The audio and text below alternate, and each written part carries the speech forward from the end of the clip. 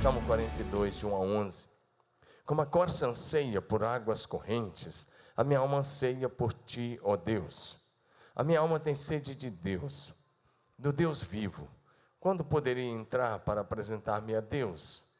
Minhas lágrimas têm sido o meu alimento de dia e de noite, pois me pergunto o tempo todo: onde está o seu Deus?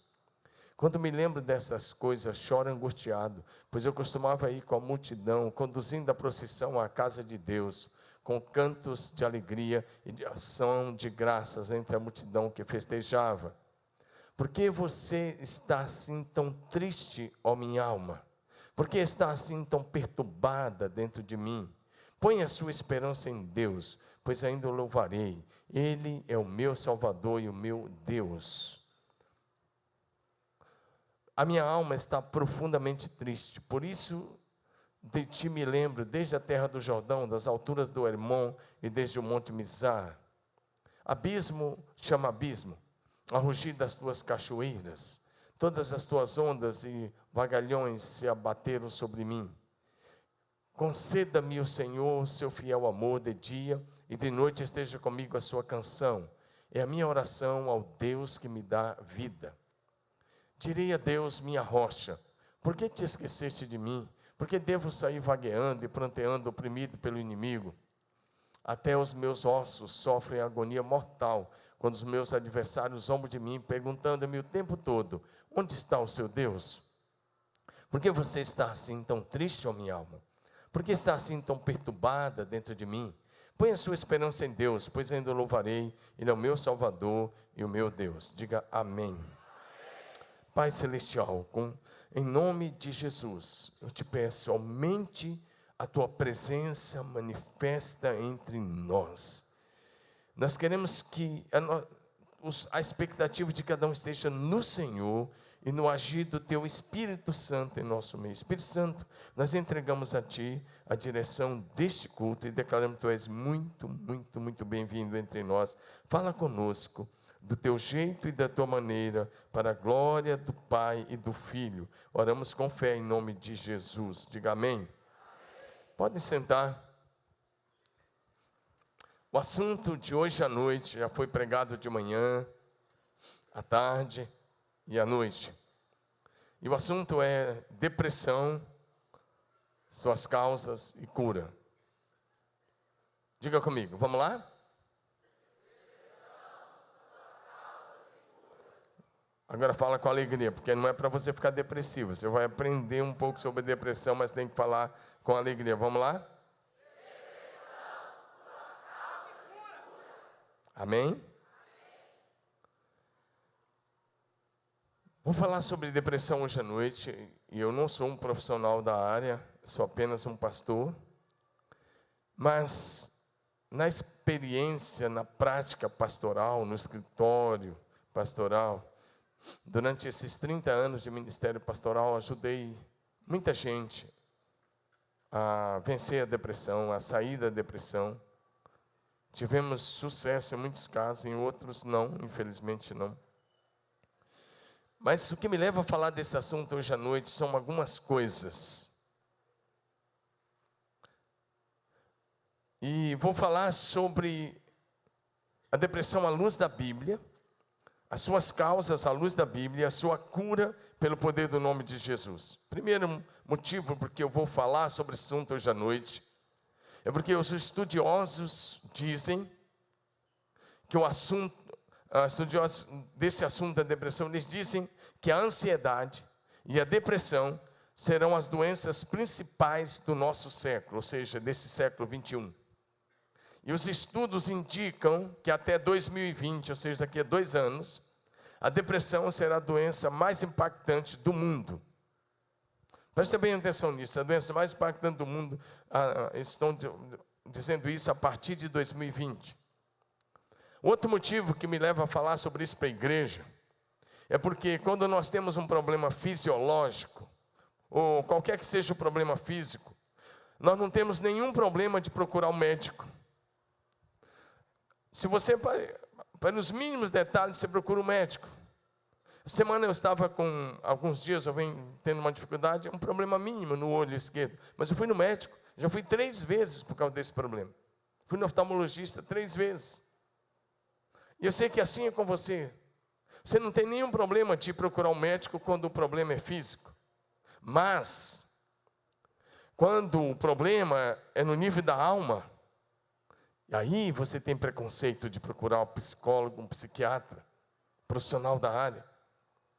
E como resultado dessa dificuldade, desses preconceitos, nós temos muita gente, inclusive cristãos, doentes, constantemente, na alma.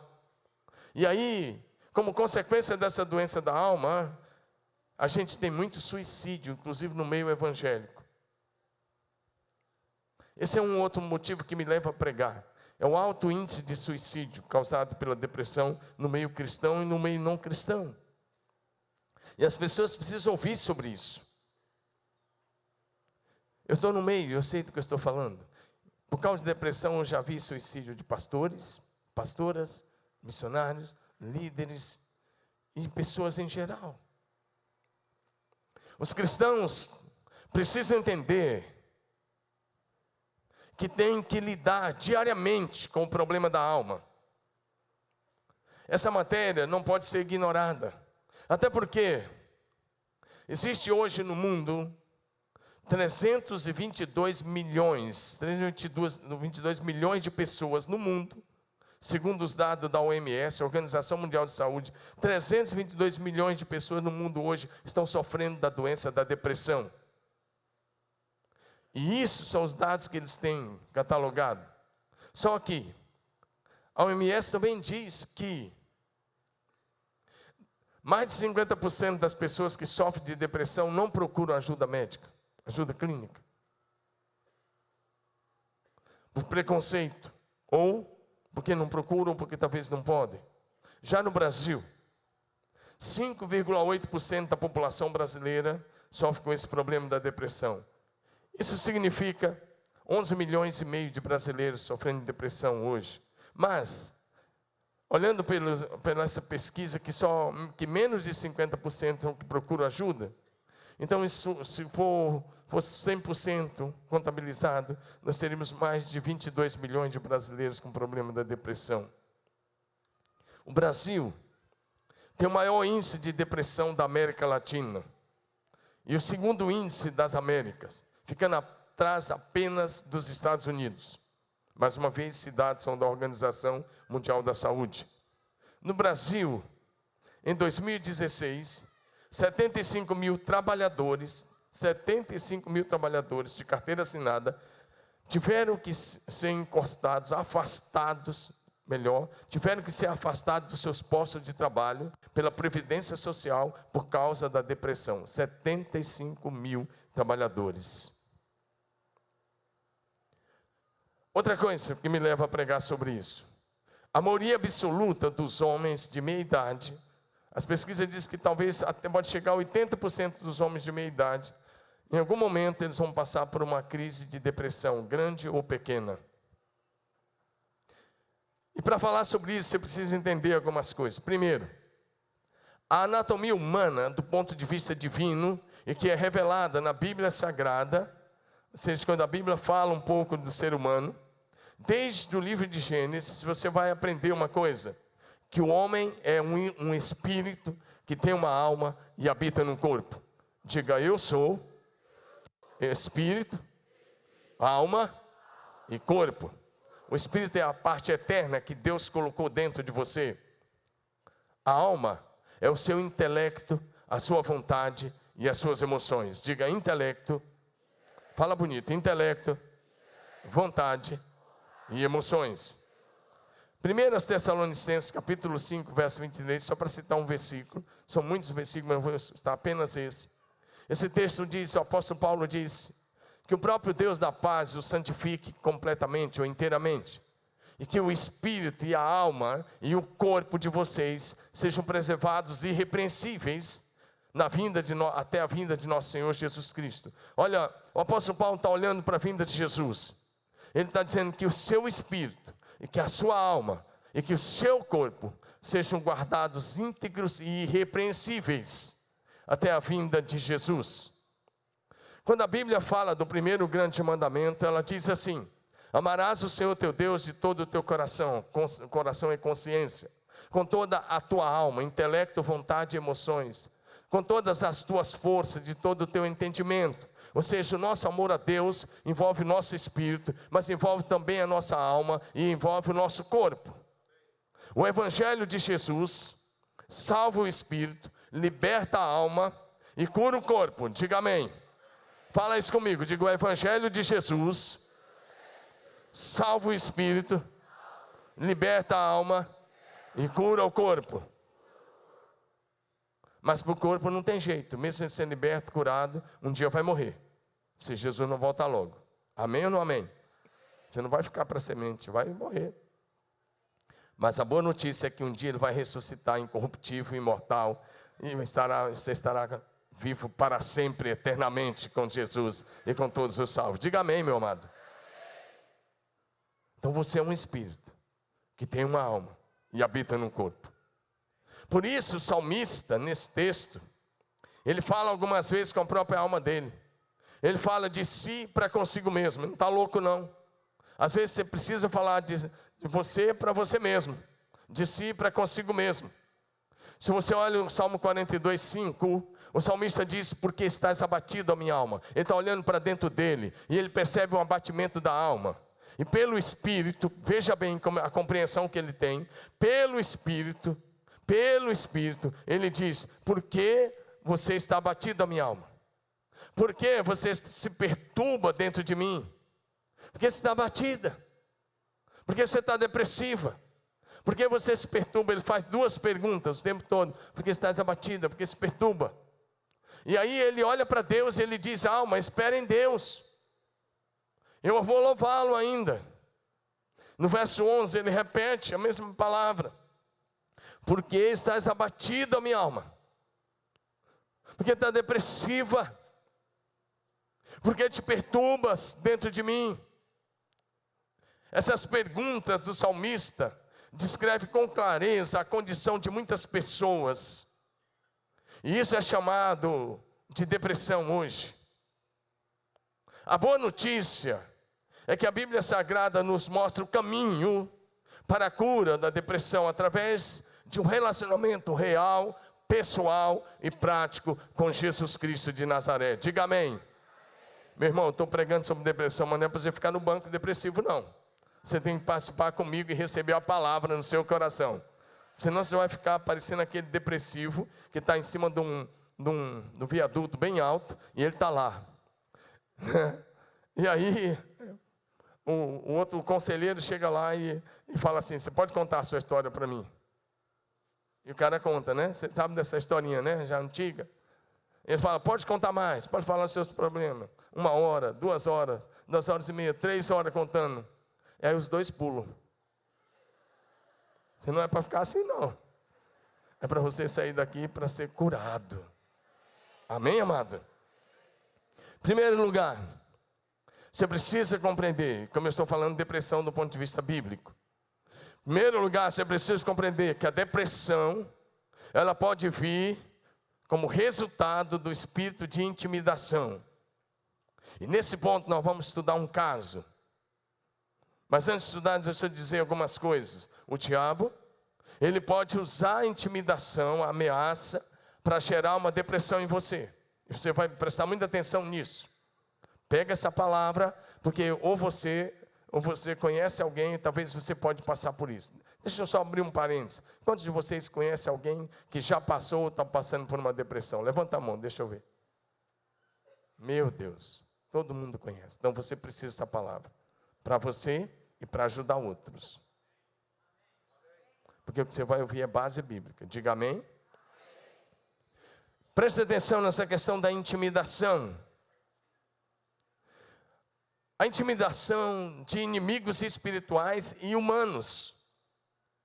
Ela pode causar medo em você.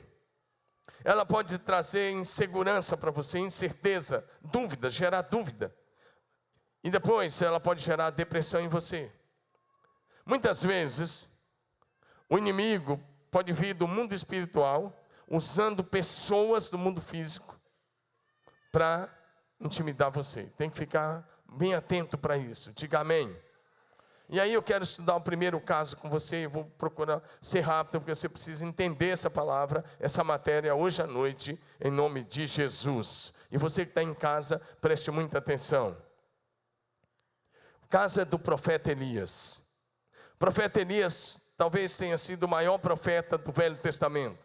Um grande homem de Deus, um homem respeitadíssimo, um homem cheio de graça, cheio de autoridade espiritual, um santo homem de Deus. E o que eu estou falando sobre depressão, meu irmão, isso pode acontecer com os melhores homens de Deus. Os 3, para mim, maiores profetas da Bíblia passaram por isso. E você, se você for tão humano quanto eles, está sujeito a passar por isso. Mas não baixe a sua cabeça quando eu estiver falando, porque se você baixar e dormir, já vou achar que você está depressivo. Então preste atenção. Nisso daí, o profeta Elias, um homem tão poderoso, mas vamos ver o que aconteceu. Depois eu volto a falar sobre ele. 1 Reis, capítulo 19, de 1 em diante. Eu vou ler um pouco, porque você precisa entender esse caso. Ora, Acabe contou a Jezabel, que era a mulher dele, o rei Acabe, era Israel, o reino do norte, para você se situar. Daquelas 10 tribos, Israel estava dividido, Judá e Benjamim, reino do sul, o reino do norte, Acabe era o rei, nos dias do profeta Elias. Ora, Acabe contou a Jezabel tudo que Elias tinha feito, e como havia matado aqueles profetas à espada. Por isso Jezabel mandou um mensageiro, olha a mensagem aí do que eu estou chamando de intimidação. Por isso Jezabel mandou um mensageiro a Elias para dizer-lhes que os deuses, ela era uma mulher maligna e pagã, que os deuses me castiguem com todo rigor, se amanhã, nesta hora, eu não fizer com a tua vida o que você fez com eles. Próximo. Elias teve medo, diga, Elias teve medo. Tiago vai dizer para a gente que Elias era sujeito às mesmas paixões que nós, Tiago 5, verso 16. Elias teve medo e fugiu para salvar a sua vida. Em Berseba de Judá, ele deixou o seu servo. Entrou no deserto, caminho de um dia. Chegou a um pé de giesta, ou seja, uma árvore. Sentou-se debaixo dele e orou. Olha o que Elias faz. Ele ora pedindo a morte. Você já teve pensamento de morte? Não precisa levantar a mão. Mas você já chegou um dia que você teve pensamento de morte?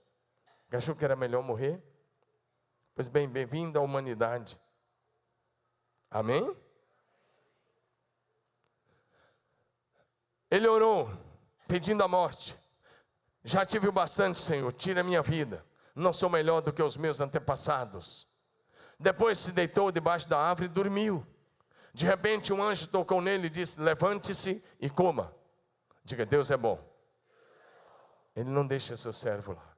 Elias olhou ao redor e ali junto à sua cabeça havia um pão assado sobre brasas quentes, um jarro de água. Ele comeu e deitou-se de novo. O anjo do Senhor voltou, tocou nele e disse, levante-se e coma, pois a sua viagem será muito longa. Então ele se levantou, comeu e bebeu, fortalecido com aquela comida, viajou 40 dias e 40 noites, até chegar a Horebe, monte de Deus. Ali entrou numa caverna e passou a noite.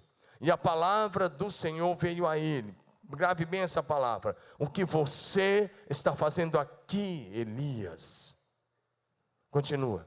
E ele responde, eu tenho sido muito zeloso pelo Senhor, Deus dos exércitos. Os israelitas deixaram a tua aliança, quebraram os teus altares, mataram os teus profetas à espada. E olha o que ele está dizendo, isso é síndrome. Sou o único que sobrou, e agora também estão procurando matar-me. Continua. O Senhor lhe disse, saia e fique no monte, na presença do Senhor, pois o Senhor vai passar. Então veio um vento fortíssimo, soprou os montes, esmigalhou as rochas diante do Senhor, mas o Senhor não estava no vento. Depois do vento houve um terremoto, o Senhor não estava no terremoto. Depois do terremoto houve um fogo, mas o Senhor não estava nele. E depois do fogo houve um murmúrio de uma brisa suave. Quando Elias ouviu, puxou a capa, cobriu o rosto e saiu. E ficou à entrada da caverna. E uma voz lhe perguntou, o que você está fazendo aqui, Elias? Ele respondeu, a mesma coisa, tenho sido zeloso Os israelitas rejeitaram, quebraram a aliança, quebraram os altares e mataram os profetas. Eu sou o único. Ele estava achando que ele era o último. Continua. O Senhor lhe disse: volte. Olha essa palavra. Volte pelo caminho por onde veio. Vá para o deserto de Damasco. Chegando lá, unge Azael, rei da Síria. Unja também Jeú, filho de Nissi, como rei de Israel. E unge Eliseu, filho de Safate, de Abel-Meloá, para suceder você como profeta. E aí Deus continua. Agora lá no verso 19, Deus vai dizer assim: eu deixei 7.000. Você não é o único. Eu deixei 7.000. Mas, acho que é um pouco antes, era o 18. Deus disse: eu deixei 7.000 que não beijou Baal. Agora olha para mim. Até aqui a leitura do texto. Como eu estava dizendo, o profeta Elias, talvez o maior profeta do Velho Testamento. E esse santo homem de Deus, com autoridade espiritual incrível, como nenhum outro do Velho Testamento. Ele chega um dia diante desse rei Acabe e fala: assim diz o Senhor, pelos próximos anos não vai haver chuva e nem orvalho, a não ser mediante a minha palavra. Em outras palavras, ele fecha o céu, coloca a chave no bolso, e por 3 anos e 6 meses não choveu sobre a terra. 3 anos e meio ele é sustentado por Deus lá na beira do riacho, depois por uma viúva lá em Sarepta. E agora ele reaparece, fala com o rei e diz: vamos para o Monte Carmelo amanhã. Reúne Israel todo, reúne toda a liderança, e nós vamos fazer um negócio. Nós vamos armar 2 altares, e os profetas de Baal, que eram 450, vão orar. E depois eu vou orar. O Deus que responder por fogo vai ser o Deus da nação. E Acabe diz: a palavra é boa. E Acabe concordou com isso. Só que ele diz: quem perder vai morrer. Preste atenção nessa ousadia do profeta. E esse profeta enfrentou, na verdade, 850 homens. Porque a Jezabel, a rainha maligna, ela tinha colocado na cabeça uma coisa: acabar com a fé em Yahvé. Ou seja, ela queria acabar com a fé em Deus, o nosso Senhor, na nação de Israel. Ela queria varrer a fé em Deus. Por isso ela contratou 450 profetas que o palácio sustentava, para serem os missionários do palácio, para promover a adoração a um Deus chamado Baal. 450 pregadores que estavam, na verdade, nas mãos de Satanás, para acabar com a fé no Deus verdadeiro, sustentado pelo palácio. E tinha mais 400 profetas, que também a serviço do palácio, sustentados financeiramente pelo palácio, eram promotores da idolatria. E esse homem vai lá para o Monte Carmelo, e diante do rei e das autoridades, ele enfrenta esses 850 homens e vence. Porque esses profetas se cortaram, fizeram de tudo, das 9 da manhã até 2 da tarde, e nada aconteceu. E você conhece a história. Elias se aproxima do altar que ele faz com 12 pedras, e ele faz uma oração de 30 segundos, e ele ora, e cai fogo do céu, e o fogo queima o holocausto, a lenha, as pedras, e evapora a água. E a nação cai de joelho agora, dizendo: só o Senhor é Deus, só o Senhor é Deus. Em seguida Elias vai para um lado do Monte Carmelo e ora, e a chuva volta. A chuva que estava suspensa em orvalho há 3 anos e 6 meses, agora quando ele ora, a chuva volta de uma forma torrencial. Diga amém. Esse é o homem. Preste atenção. Tem uma frase de um dos livros da humanidade que diz assim: o dia posterior à batalha é mais perigoso do que o dia anterior. Porque no dia anterior à batalha, você sabe que vai enfrentar no dia seguinte, e você se prepara, e você fica firme, e você se arma. Mas no dia posterior, a tendência é você baixar a guarda, e a hora que talvez o inimigo venha no teu ponto fraco. Elias enfrenta esses 850 homens, e o que ele faz? Ele vence. Ele ora, e fogo cai do céu sobre o altar. E agora que esse profeta tinha que ser morto, não por Elias, um homem sozinho jamais mataria os 150 homens, mas os próprios soldados tinham que executar. Agora olha para mim. É esse homem que vence 850 homens no Monte Carmelo, que ora e o fogo cai, que ora e a chuva vem. É esse homem que agora está fugindo com medo das ameaças de uma mulher. É esse homem que, por causa dessa ameaça, ele sai da sua nação, entra pela nação de Judá, e ele entra deserto afora, e ele chega embaixo de uma árvore, senta, e ele ora, dizendo: Deus, chega, eu quero morrer. Você já teve pensamento de morte algum dia na sua vida, meu irmão? Já teve ou não? Pode ser sincero, você não precisa levantar a mão. Algum dia você já desejou morrer? Você é humano. Amém? Então, meu querido, aí o que acontece? Ele deita embaixo de uma árvore. E ele dorme.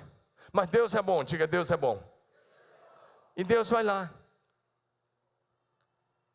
Como? Através do anjo. Deus manda o anjo. Diga assim, pão do céu. Água da vida. Deus vai lá e o anjo faz um pão para ele. Deus diz, leva um pão para ele e a botija d'água. E ele vai lá, ele come o pão. O anjo acorda ele. Imagina, o anjo toca nele e fala, levanta e come. E ele olha o pão sobre as brasas, quentinho. Ele come o pão. Ele toma a água que o anjo traz e ele volta a dormir. Ei, você já teve dia na sua vida que você não queria levantar para ir para o trabalho? Se for por preguiça, misericórdia. Mas se for por outro sentimento, cuidado, que é um sintoma de depressão. Já teve dia que você não queria sair do quarto? Você está na mesma síndrome de Elias. Ele come e dorme de novo. E o anjo volta. Volta o anjo a segunda vez, toca nele, fala, levanta, tem mais pães para você. E ele come. E ele bebe água. E aí agora ele faz uma caminhada de 40 dias. O cara é maratonista. 40 dias e 40 noites. A Bíblia diz que ele caminha 40 dias e 40 noites.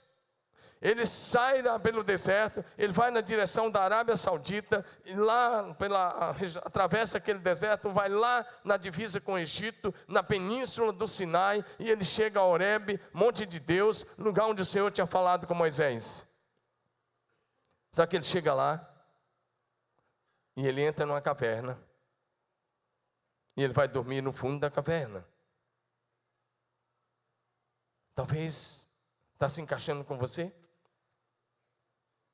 Talvez você quer ficar no quarto com a luz apagada, é a sua caverna. Eu já visitei gente com depressão, que a pessoa não tirou o lençol nem para falar comigo. Eu falei o tempo todo, que 1 hora e meia, com a pessoa embrulhada. Dizendo, não quero falar. Mas eu estava ali.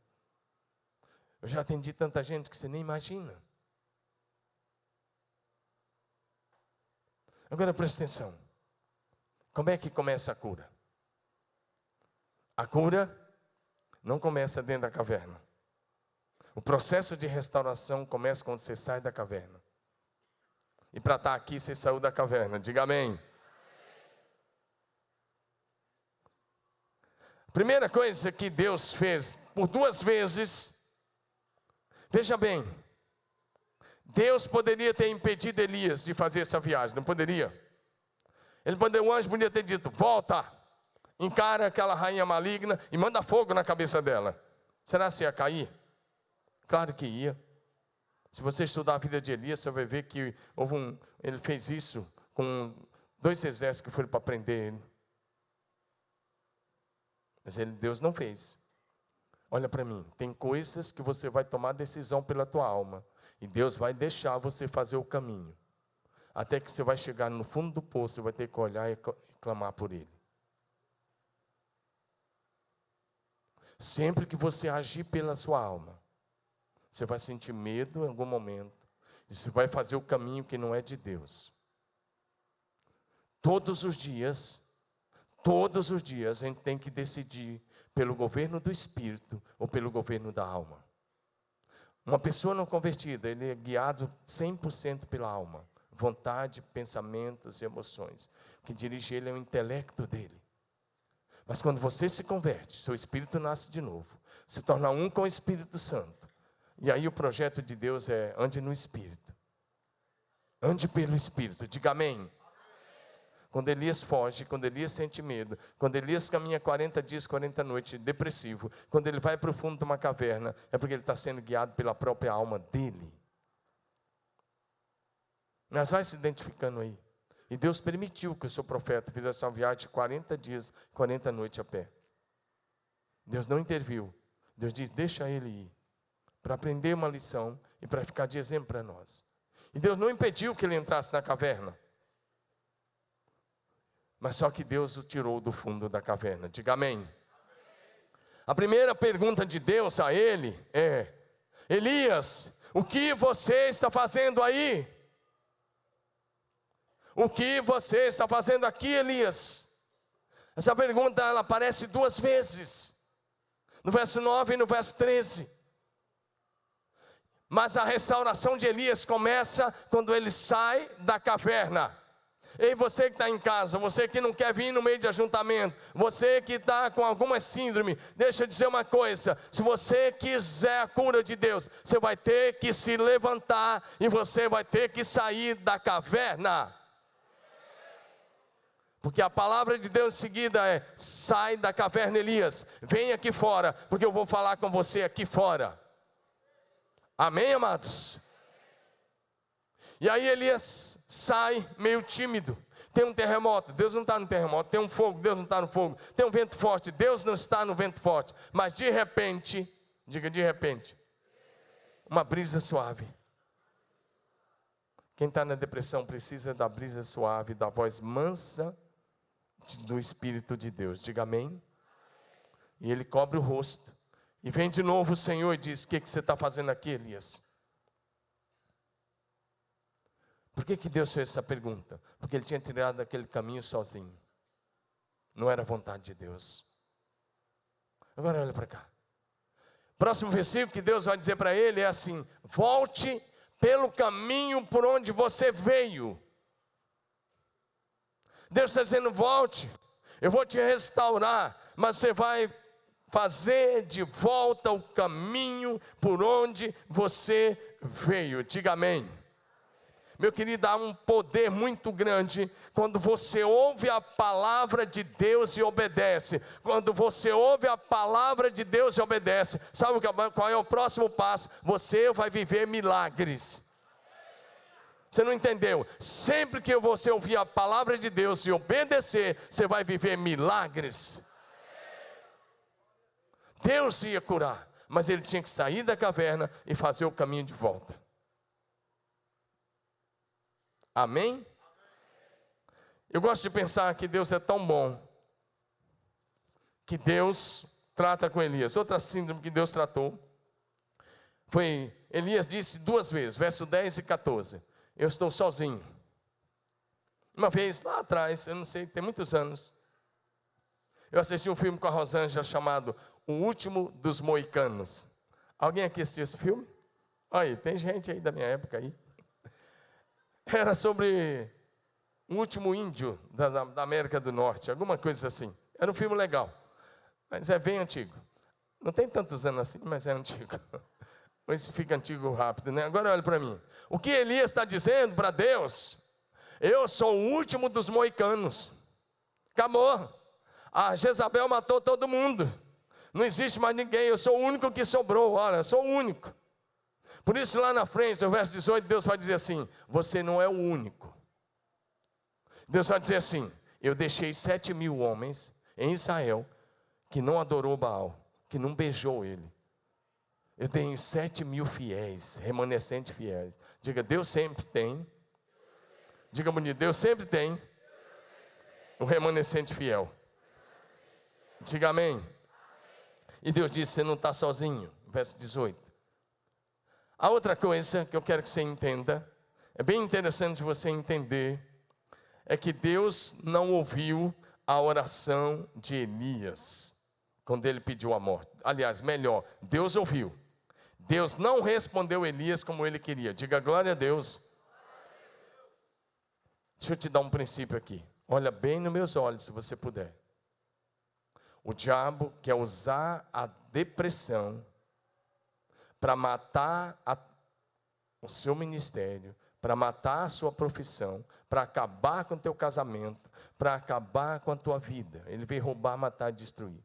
O diabo estava usando a depressão, presta atenção, o diabo estava usando a depressão para matar o ministério de Elias e para matar Elias fisicamente. Presta atenção, o diabo estava usando a depressão que veio pela ameaça de Jezabel para matar 2 coisas. Primeiro, matar o ministério profético de Elias. Elias está dizendo, acabou. E Deus está dizendo, não acabou. E depois ele está dizendo, morra. E Elias pede a morte. Ele mordeu a isca. Olha bem, presta atenção, uma palavra aqui chave. Não deixe que o seu ministério seja interrompido por causa de depressão, por causa de andar pela alma, por causa de andar pelos seus sentimentos. Amém, amados? Não permita que o seu ministério e nem que a sua vida seja cortada da terra por causa da depressão. Faça o caminho de volta. Veja onde você se afastou. Veja onde você caiu. Veja onde você deixou o seu primeiro amor. Veja onde você começou a andar pela alma. Veja onde você parou de andar no Espírito. E volte e faça o caminho que Deus quer que você faça. Quando Elias pediu a morte, Deus disse, faça o caminho de volta, eu não vou te dar morte. Sabe o que Elias teve que ficar ainda? De 8 a 10 anos. Porque quando Deus disse nesse texto, você vai pegar Eliseu, o discipulado de Elias com Eliseu levou de 8 a 10 anos. Então, olha para mim, quando Elias achou que tudo tinha acabado, que ele tinha que morrer, Deus disse, você não vai morrer e não acabou, eu preciso de você ainda uns 8 a 10 anos, exercendo um forte ministério profético, cuidando da nação, cuidando da fé e levantando um sucessor. Portanto, se você está achando que o seu ministério acabou, não escute a sua alma, não escute os seus sentimentos, levante a cabeça e ande pela fé na palavra de Deus. E melhor, sintoma não é enfermidade. Sintoma pode ser uma doença da tua alma, mas você pode sair daqui liberto dela em nome de Jesus. Deixa eu dizer algumas coisas práticas. Primeiro, se você estiver andando com Jesus, você nunca estará sozinho. Em Mateus 28, 20, Jesus disse, eis que estou convosco todos os dias, até a consumação dos séculos. Diga aleluia. Levanta sua mão e diga, estando com Jesus. Diga bonito, servindo a Jesus, eu jamais estarei sozinho. Então não caia nessa síndrome, eu estou sozinho. Você não está sozinho. Você tem o Espírito de Deus em você. Você tem os anjos ao seu lado. Você tem a família de Deus aqui com você. Amém? Agora deixa eu falar algumas coisas práticas sobre depressão. Bem prática. E preste bem atenção. Preste bem atenção que vai ser bem prático agora. Se você vai se encontrar agora. Se você, há mais de 2 semanas, perdeu o prazer por coisas que você sempre gostou de fazer. Isso vai em qualquer área da vida. Hein? Lazer, esportes e até aquela área lá para quem é casado, de intimidade com o seu cônjuge. Se você perdeu o prazer por as coisas que você gostava de fazer há mais de 2 semanas, presta atenção nessa. Se você está sempre preocupado, ansioso, se você está sempre irritado, está constantemente irritado, se você se sente culpado, está com sentimento de culpa, se você está com pensamentos negativos há mais de 2 semanas, se você tem pensamento de morte, se você está com sentimento de querer ficar isolado, inclusive da igreja, tudo isso são sintomas de depressão. Então você tem que fazer 2 coisas. Primeiro, traga à memória aquilo que te dá esperança. Diga amém. E a segunda coisa, se isso continuar, procure um profissional de saúde. Amém? Lamentações 3:21 em diante disse, eu quero trazer à memória o que me pode dar esperança. As misericórdias do Senhor são a causa de não sermos consumidas, porque as suas misericórdias não têm fim e elas se renovam a cada manhã. Então, no momento de dificuldade, você tem que voltar para a Bíblia Sagrada e olhar as promessas e ver aquilo que é a razão da sua esperança. Volte a ler a palavra, volte a andar na palavra, volte a andar nas promessas, volte a andar pela fé, volte a andar pelo Espírito Santo de Deus.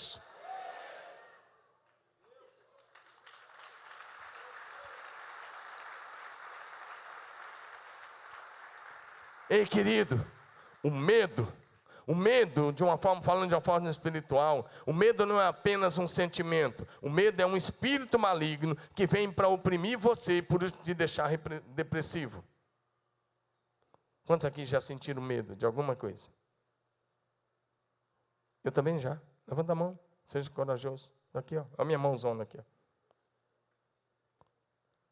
Mas eu tenho uma coisa para te dizer. Primeiro é que 2.005 vezes está escrito na Bíblia: não temas, eu estou contigo. Desculpa, eu falei errado. 2.005 vezes, assim diz o Senhor. 365 vezes está escrito na Bíblia: não tenha medo, eu estou com você. Você não entendeu? É uma vez para cada dia do ano. Você acha que é coincidência? 365 vezes está escrita a frase: não tenha medo, eu estou com você. Você não precisa ter medo, porque o Deus eterno é onipresente, e Ele diz: eu estou presente com você. Amém? E uma outra notícia legal, 2 Timóteo 1,7, a palavra diz assim: Deus não nos deu espírito de medo. Levante sua mão e diga: Deus não me deu espírito de medo. Fala bonito: Deus não me deu espírito de medo, mas de poder, amor e equilíbrio. Repita: poder, amor e equilíbrio. Então fala assim: sai medo. Você tem que ter coragem de dizer. Nós cantamos aqui uma canção que diz: eu não sou mais escravo do medo, eu sou filho de Deus. Você não é escravo do medo, você é filho de Deus. O Espírito Santo que habita em você não é espírito de medo. O Espírito Santo jamais vai colocar medo em você. O Espírito Santo pode até colocar em você temor de Deus, é outra coisa. Mas medo não, medo vem do demônio. Espiritualmente falando, diga amém. Outra coisa, ainda falando sobre a depressão vem com mudanças hormonais, por isso que adolescente pode ter depressão, jovem pode ter depressão, e pessoas podem ter depressão nas mais diferentes fases da vida, por causa disso. Mas a depressão também pode ser causada por perdas, por sentimento de injustiça, com o fim de um relacionamento. Ela também pode vir quando você para de sonhar, quando você para de ter a visão de futuro, quando você para de ter expectativas daquilo que você quer que Deus vai fazer, que você para de olhar as promessas. A depressão pode ser reativa, e isso leva você a perder o foco. Se você é um estudante e você tiver uma depressão dessa, você pode perder o foco dos estudos, você pode perder o foco da profissão, do ministério e da família. Preste atenção nessa. Por isso Deus estabeleceu novas tarefas para o profeta Elias, colocando-o novamente para cumprir o propósito e o chamado. Deixa eu dizer uma coisa, olha para mim aqui, bem olha nos meus olhos. Eu estou pregando sem óculos, tentando ler aqui sem óculos, letra tamanho 20, para você poder olhar nos meus olhos. Se Elias tivesse agido pelo sentimento dele, ele teria morrido, e ele teria perdido o ministério e a vida. Mas Deus não queria que Elias morresse. Olha o que ele ia perder. Deus tinha para Elias o arrebatamento. Você não está entendendo? Deus tinha para Elias o arrebatamento. E por agir pela alma e pelo sentimento, ele ia perder o arrebatamento, porque ele estava pedindo a morte. Mais uma vez eu vou repetir: você não deve, não tem o direito de interromper o propósito de Deus para a sua vida. Talvez você está aqui nem Elias, querendo a morte, e Deus está dizendo: filho, eu tenho um arrebatamento para você. Porque 10 anos depois, Deus deu a Elias o arrebatamento, ele subiu ao céu, foi apenas transformado, sem experimentar a morte. Diga glória a Deus. Olha o que esse homem ia perder, agindo pela alma, o arrebatamento. Olha como é sério você agir pelos seus sentimentos, tomar decisões baseadas no sentimento, interromper o ministério por causa do sentimento, interromper o propósito de Deus. Cuidado, não deixe que o diabo use isso para interromper a sua vida, o seu ministério. Mais uma vez, quando Elias achou que tudo tinha acabado, Deus disse: não acabou, Vai para o teu vizinho e fala assim: não acabou. Diga para ele: acabou. Agora fala para ele assim: acabou sim de começar. Diga que você está apenas no começo. Fala para ele: o melhor da sua vida ainda está para acontecer, porque Deus não desiste de você. Fala mesmo que você desistiu, Deus não desistiu de você. Deus não desistiu de você.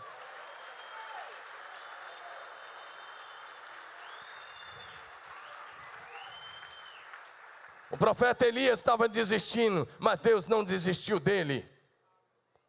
Amém? Um homem de Deus só deveria morrer, a mulher de Deus, quando cumpriu o propósito todo que causou a existência dele na terra. Meu irmão, olha para mim, o que causou a tua existência nessa terra foi um propósito eterno de Deus. Você está aqui para cumprir o propósito de Deus. Não interrompa o propósito, cumpra o propósito integralmente. Levanta sua mão e fala assim: eu vou cumprir todo o propósito de Deus para a minha vida. Com a mão levantada, diga: Senhor, eu vou viver tudo o que o Senhor tem para mim.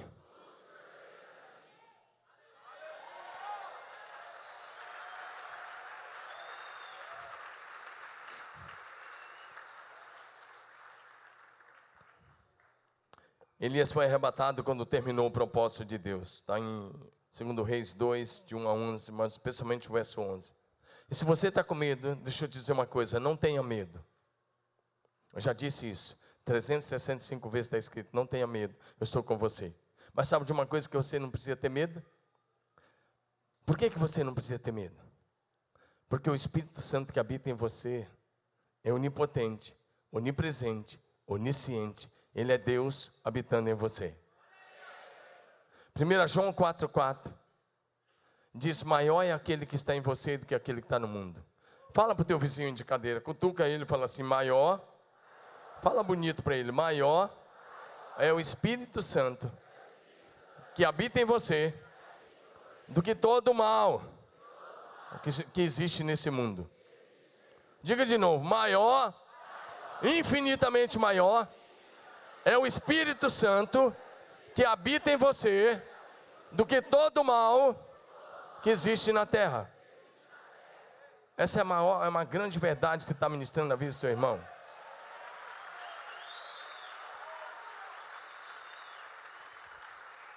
Deixa eu passar bem rápido. Segundo ponto, vou passar bem rápido.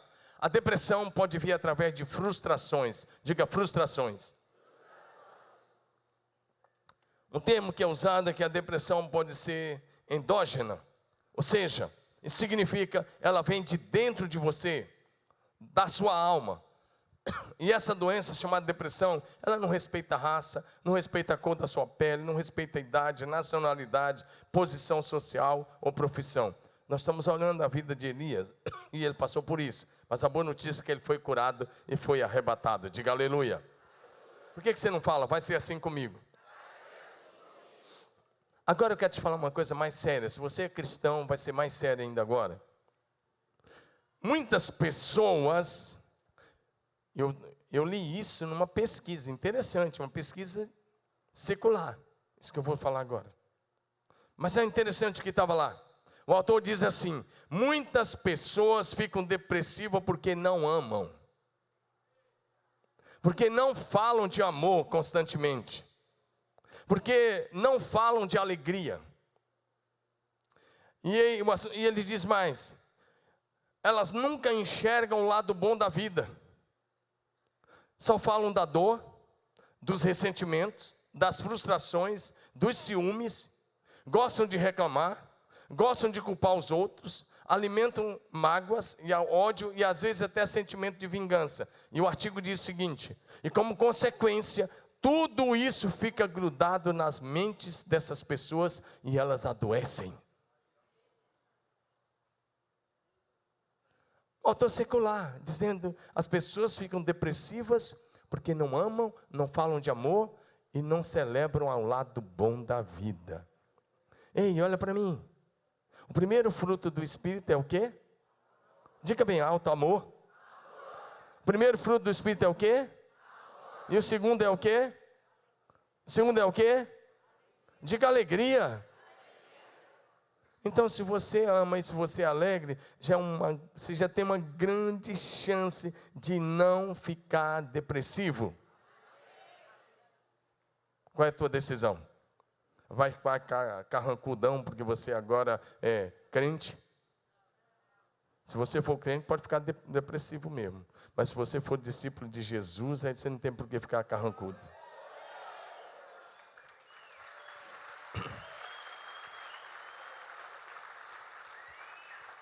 Mas a depressão também pode vir como sentimento de rejeição. Porque pelo sentimento de rejeição, você começa a ter uma autoestima baixa autoestima, como alguns falam. Autoimagem negativa. Sentimento de frustração.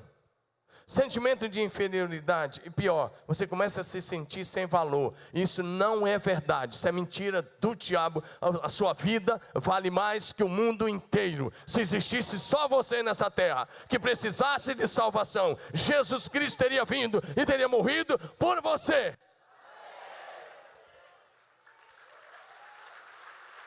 Sua vida vale mais que o mundo todo. Jesus disse que a alma de um único homem vale mais que o mundo todo. Levante a sua mão e diga: a minha vida vale mais que o mundo todo. Jesus disse que adianta o homem ganhar o mundo todo e perder a alma.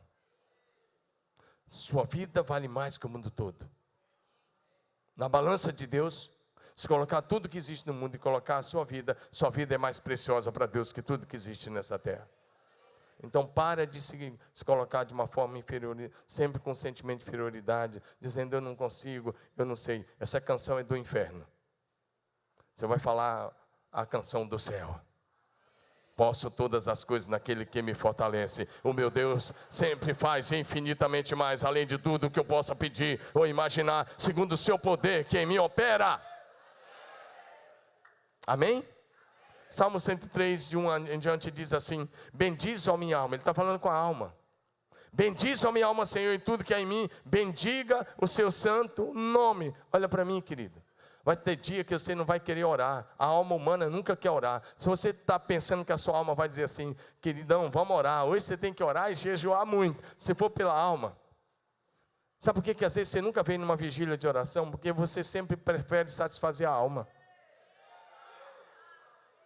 Sabe por quê? Porque muitas vezes você não vai numa manhã de oração, porque a tua alma quer dormir e você dá lugar à alma.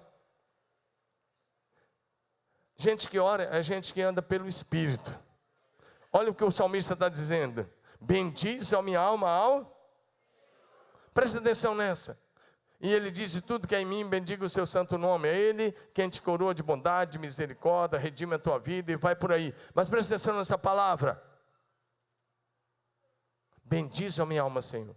Tem dias que eu acordo, e já aconteceu comigo muitas vezes, e a minha alma não quer orar, e a minha alma não quer levantar, mas eu falo para ela assim, alto: você vai orar sim, você vai ler a Bíblia sim. Eu falo alto, já falei alto com a minha alma algumas vezes. Eu aprendi com o salmista, não é loucura não, porque eu aprendi uma coisa: no dia que você entregou sua vida a Jesus, que você nasceu de novo, o seu espírito nasceu de novo. Amém? Você já é salvo. E o teu espírito se tornou um com o Espírito Santo. Que o Espírito Santo veio habitar em você, e ele é um com o teu espírito.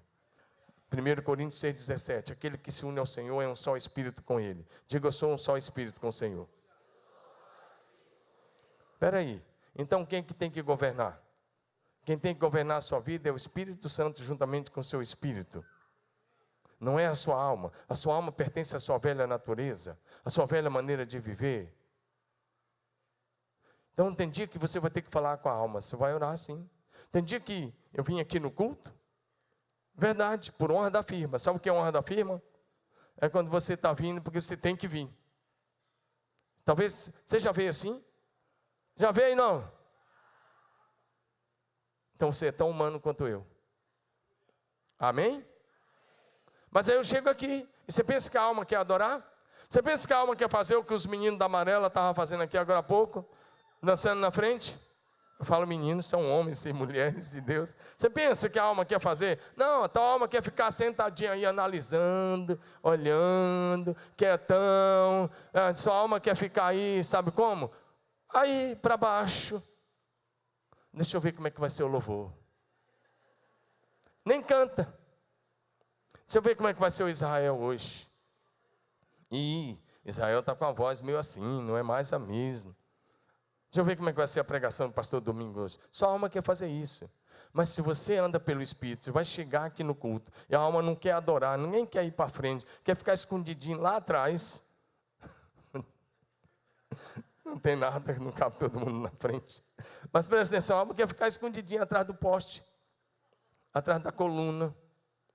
Não é verdade? Mas se você é um homem que quer andar no Espírito, você vai chegar e falar alto: alma, é o seguinte, você vai orar, você vai adorar, e mais, você vai entrar no embalo do louvor, porque pelo meu Espírito, eu te dou uma ordem, você vai adorar.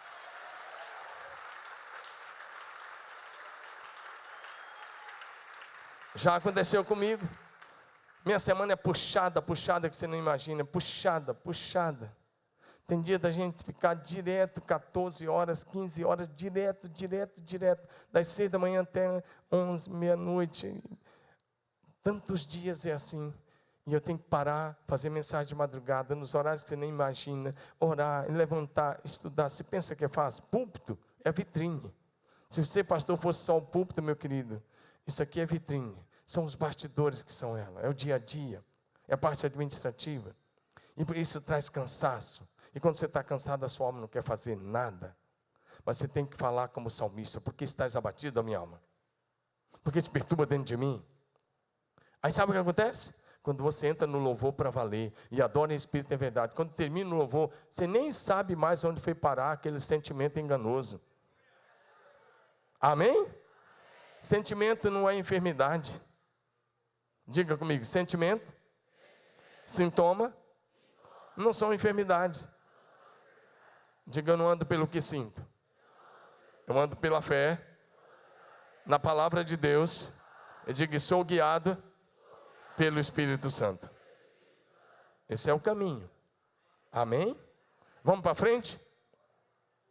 A base do cristianismo é o amor, a aceitação, a graça, o perdão, a bondade, a misericórdia, a compaixão e a comunhão.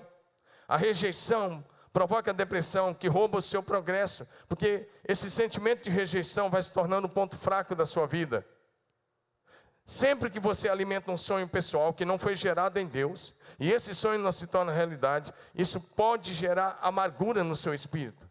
Quando você alimenta uma expectativa na sua alma, e isso não acontece como você gostaria, isso pode trazer frustração e amargura para o seu coração, e por fim pode trazer depressão. Deixa eu te dar um exemplo, rápido. O povo de Israel saiu do Egito, atravessou o Mar Vermelho, a pé enxuto, você conhece, foi uma festança do outro lado. A Miriam pegou um pandeiro e conduziu a celebração na praia. E eles começaram a dançar e celebrar. Amém? Eu tenho uns irmãos que estão bem aqui na minha frente, que eles têm a unção da Miriam. Brincadeira, meus amados. Mas é alguns irmãos que na hora do louvor a mão faz assim, ó. Aí a gente chama de mão de pandeiro. A Miriam pega um pandeiro e ela sai tocando e as mulheres saem dançando. Presta atenção, mas termina aquela celebração, eles caminham em direção a um lugar chamado Mara. Enquanto eles caminham, presta atenção nessa, atravessaram o mar, não dá para beber água salgada. E agora eles caminham 3 dias em direção a Mara. Imagina você caminhando 3 dias no deserto sem água. E quando eles alimentaram um sonho: nós vamos chegar lá e vai ter água com abundância para todo mundo. E chegaram lá, tinha água, mas a água era amarga, não dava para beber. O que você faria? Eles começaram a murmurar contra Deus e contra Moisés. Moisés clamou ao Senhor. E o Senhor mostrou uma árvore e falou: corta um galho e joga na água. E Moisés cortou e as águas se tornaram doces e potáveis. Essa árvore para mim, essa madeira para mim aponta para a cruz de Cristo. Meu irmão, você não precisa carregar o fardo. Você pode colocar o seu fardo hoje na cruz de Cristo. Ele já levou sobre si as suas dores lá na cruz, para que você não precise mais carregar. Diga amém. Deixa eu olhar agora para o segundo caso, e aí nós vamos caminhar para o encerramento, para a gente orar aqui, e vai ser maravilhoso. Diga aleluia. O segundo caso, agora eu quero olhar para o profeta Jeremias. Eu quero começar com o livro de Lamentações, que foi escrito por Jeremias. Lamentações capítulo 3. No livro de Lamentações de Jeremias, ele expressa boa parte da sua depressão. Esse profeta talvez tenha sido o segundo maior profeta do Velho Testamento. Ele profetizou cerca de 55 anos em Israel. Ele começou bem novinho, mas lá pela metade do seu ministério, ele passou por uma depressão mais profunda do que a depressão de Elias. Mais profunda. E olha o que ele diz em Lamentações 3, de 7. Lamentações 3, 7 a 9. Em Lamentações 3, 7 a 9, ele diz assim, ele está falando para Deus, olha o que ele diz: cercou-me de muros, e não posso escapar, atou-me pesadas correntes, mesmo quando eu chamo, quando eu clamo, grito por socorro, ele rejeita a minha oração. Ele está culpando Deus pela situação, presta atenção nisso. Ele impediu o meu caminho com blocos de pedra, ele está dizendo, Deus me colocou num labirinto, e ele diz, fez tortuosas os meus caminhos. Ele está tão frustrado, que ele está se sentindo dentro de um labirinto sem saída.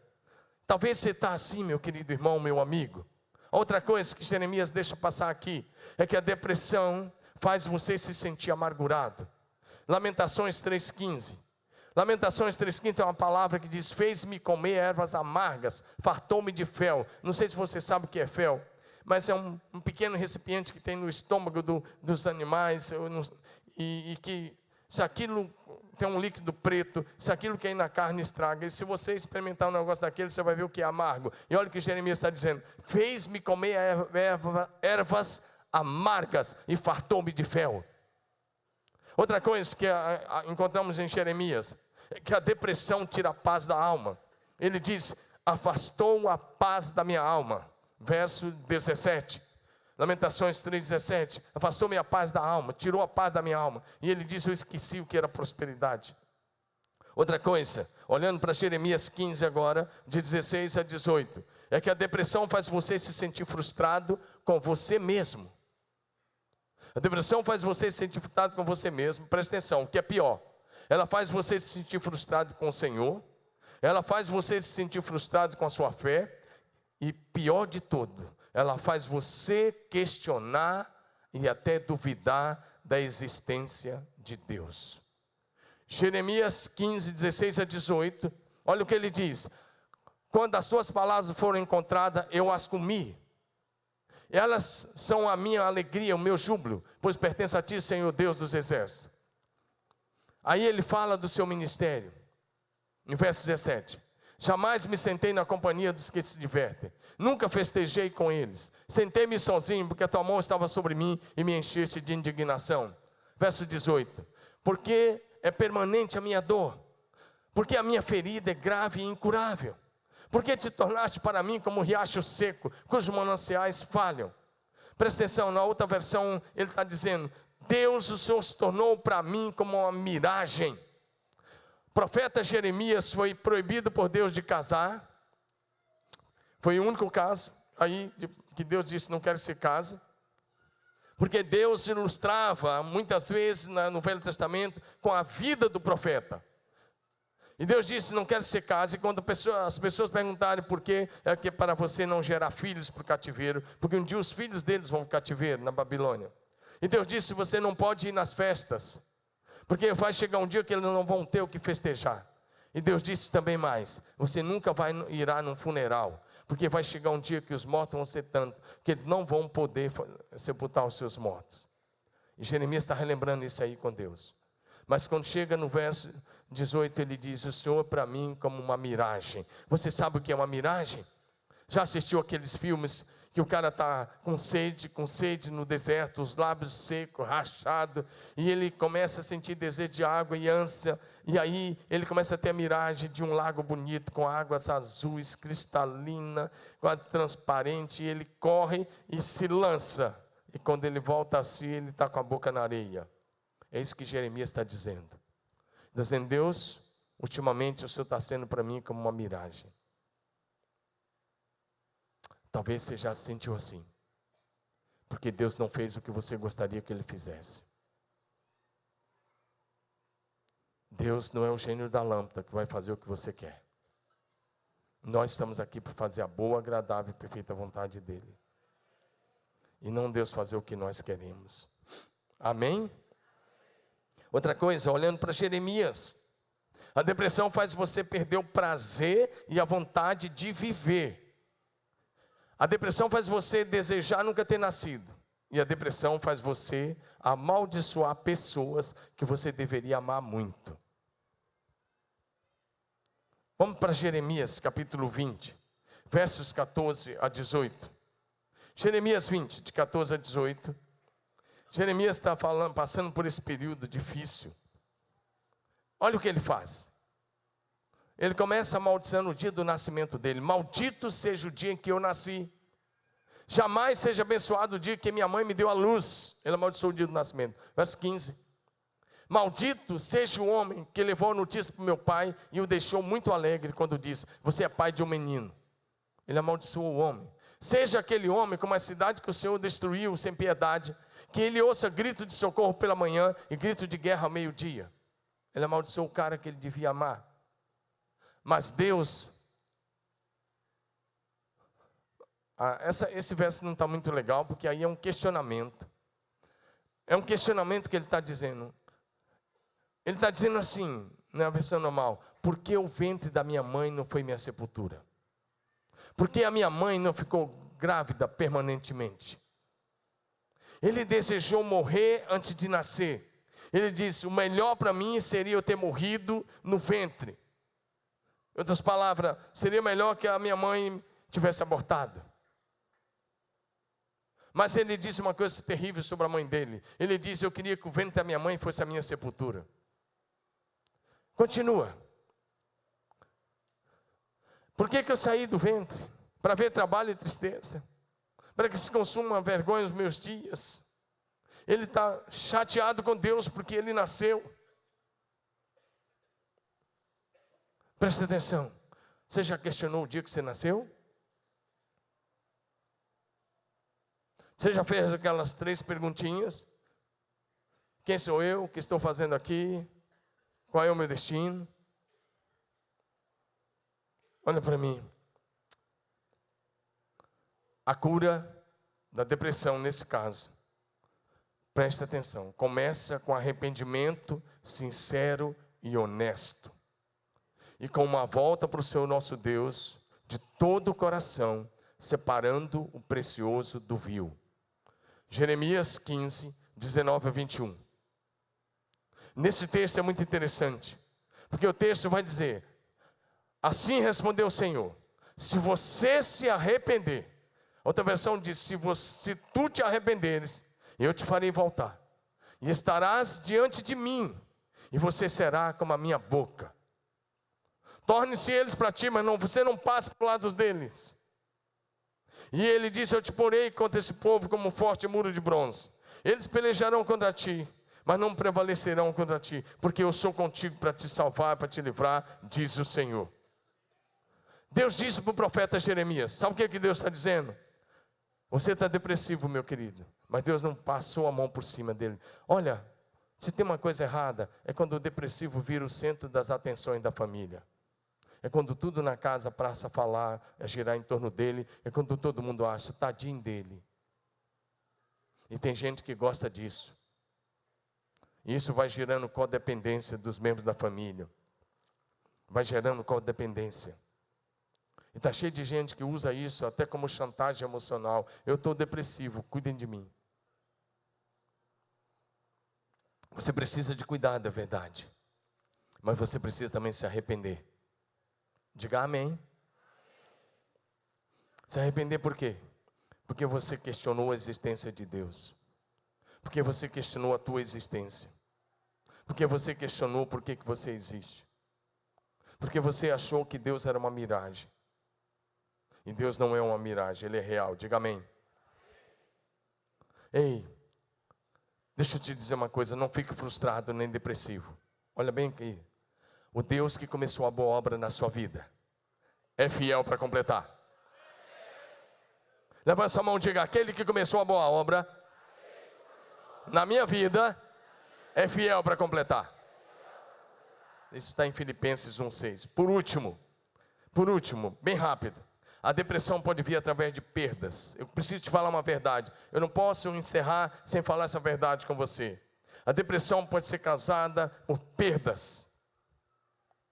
Perda de um querido, de um relacionamento que se quebrou, um casamento que passa pelo divórcio. A depressão pode vir por causa de um luto, pela perda de um membro da sua família, seja um cônjuge, seja um filho, seja alguém, seja pai, seja mãe. Eu vou te falar uma palavra bem forte agora.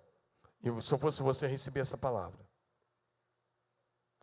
Se você ama Jesus, a sua fé precisa estar muito acima de prejuízos financeiros, de prejuízos materiais, de perdas familiares e até da sua própria saúde física.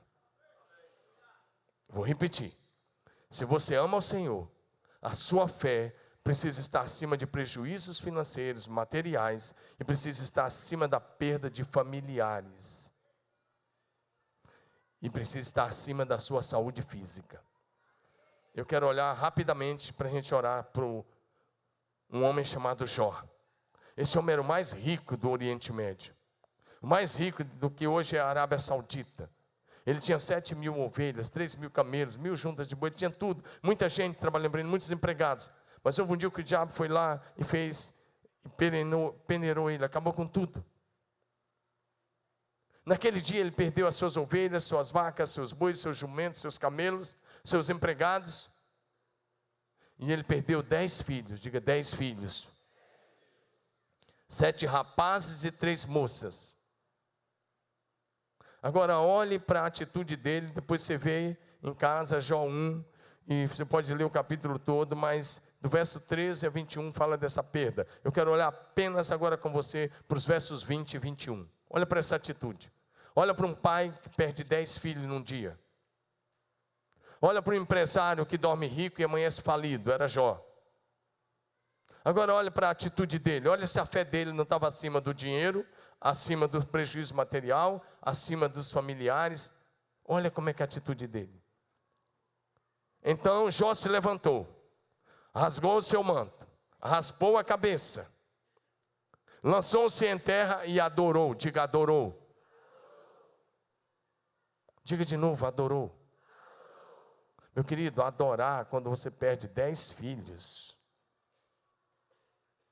é porque a fé estava acima dessas coisas. Ele se levanta, ele se entristece, ele senta e adora, diga adorou. E o que ele fala? Nu saí do ventre da minha mãe, e nu voltarei. O Senhor deu, o Senhor tomou. Louvado seja o nome do Senhor. Você pode dizer isso? O Senhor deu, o Senhor tomou. Louvado seja o nome do Senhor. E em Jó capítulo 2, verso 7, é quando ele perde a saúde, 7 a 10. Ele é ferido por uma chaga má e maligna. E agora ele perde a saúde. E ele perde uma segunda coisa, o amor da esposa. Ei, esposa, amar o cara enquanto ele está bonitinho, é beleza, né? Mas quando ele está com câncer? E quando ele está com uma doença grave? E quando ele está com um problema? Eu conheço esposa que pediu divórcio quando o marido mais precisava, a hora que ele adoeceu. Ela esqueceu do voto. Na saúde ou na doença. Na alegria ou na tristeza. Na riqueza ou na pobreza. Agora olha. A mulher do Jó não foi brincadeira. Pode continuar os versículos. Porque ela diz assim para ele. Continua. Olha o que a mulher dele diz. Você ainda mantém a sua integridade? Amaldiçoe a Deus e morra. Ela está dizendo, amaldiçoa Deus.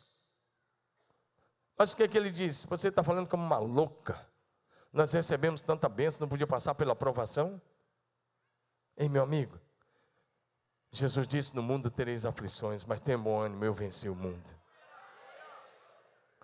A vida cristã não é só um mar de rosa, a gente passa por momentos difíceis. O Jó adora quando perde os bens e os filhos. O Jó adora quando perde a saúde e o amor da esposa. Se você mantiver essa fé de Jó, olha para mim, se você mantiver essa fé de Jó, eu quero dizer a você, você vai viver um tempo de restituição de tudo que você perder. Depois você estude o capítulo 42 de Jó, a partir do verso 10, diz que Deus deu o dobro a Jó de tudo que ele tinha tido antes. E no verso 12, 13 diz, e Deus abençoou o último estado de Jó mais do que o primeiro. Ele veio a ter 14.000 ovelhas, 6.000 camelos, 1.000 juntas de bois, 1.000 jumentos, e também teve outros 7 filhos e 3 filhas. Diga aleluia. Amém? Meu querido, eu quero te falar uma última coisa. Se você perdeu um pai, uma mãe, um familiar, eu também já perdi meu papai, eu perdi amigos queridos, eu perdi familiar querido. Eu quero te dizer uma coisa, vire a página do luto. Vire a página do luto. Tem gente que o esposo morreu há anos, a mulher ainda não enterrou na mente. Tem gente que a esposa morreu há anos, o marido ainda não enterrou na mente. Vire a página. O Jó virou a página. A Ruth lá atrás virou a página. Ela fica viúva novinha. Ela vira a página. Ela vai com a sogra. O pessoal do louvor pode subir. Ela diz, teu povo é o meu povo. Teu Deus é o meu Deus. E ela se casa com um homem chamado Boaz. E ela entrou para a genealogia de Davi. Ela se torna bisavó do rei Davi. Ela entrou para a genealogia de Jesus Cristo. Se você ler Mateus 1, você vai ver o nome dela na lista genealógica, quase não sai, dos antepassados de Jesus. Sabe por quê? Ela virou a página. Vire a página. O dia que meu pai morreu, eu estava lá no Nordeste. E 10 minutos antes de pregar, meu pai não estava doente, ele tinha adoecido na quinta. Estava doente antes, não, passou mal na quinta, ele foi para o hospital na quinta noite, internou na sexta, passou por uma cirurgia. No sábado ele estava melhor, no sábado à tardinha, minha irmã falou, não está muito legal. E eu estava, antes de pregar, faltava 10 minutos. Eu olhei para o celular e a mensagem caiu da minha irmã, dizendo, nosso pai acabou de falecer. E aí, você pregaria ou não? Tinha uma igreja toda na minha frente, eu estava lá em Afogada, em Gazeira, com Gilberto e a Cristina. Eu me levantei, e não falei nada com ninguém. Fui para frente, peguei o microfone e disse, Deus me dá força, porque eu preciso pregar como nunca antes. E eu preguei 45 minutos, dando o meu melhor. E quando eu fiz o apelo, dezenas de pessoas vieram entregando a vida para Jesus. E entreguei o microfone sem falar nada para a igreja. Quem falou foi o pastor Gilberto depois. Eu não disse nada. Depois, quando eu fui para Recife e peguei o avião, eu chorei no avião. Depois eu chorei lá. Depois eu preguei no culto fúnebre do meu pai lá em Palmas. Então eu não estou te falando teoria.